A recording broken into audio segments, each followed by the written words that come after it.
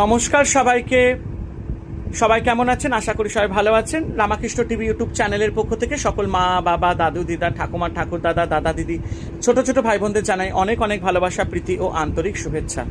সবাই ভালো আছেন, ভালো থাকবেন।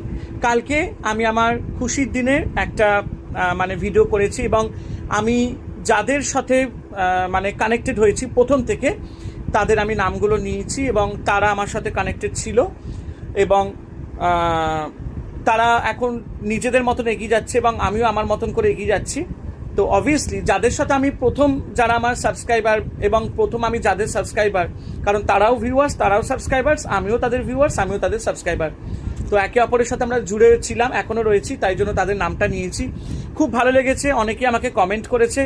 তার মধ্যে একজনের নাম নিতে আমি ভীষণভাবে ভুলে গেছি। সে হয়তো প্রথম থেকে ছিল না, মধ্যিখান থেকে ছিল, বিগত 3 বছর আগে থেকে।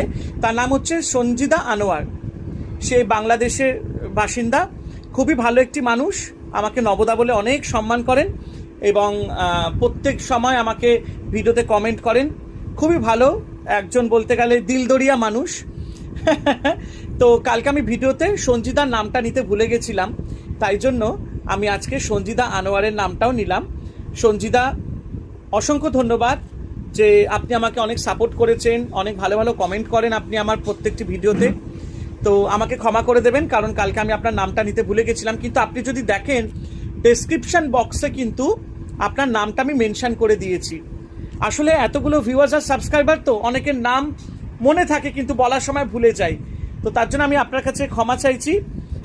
সঞ্জিদা, কিছু মনে করবেন না, দাদাকে ক্ষমা করে দেবেন। কিন্তু আমি সবাইকে বললাম, সঞ্জিদা আনোয়ার আমাকে প্রচুর সাপোর্ট করেছে আমার চ্যানেলে, আমাকে ভালো ভালো কমেন্ট করেন, আমাকে ভালো ভালো সাজেশন দেন। আরও নাম যদি আমার পরে মনে পড়ে অবশ্যই আমি কমেন্ট করে তাদের নামটি নিব। সবাই ভালো থাকবেন, আনন্দে থাকবেন।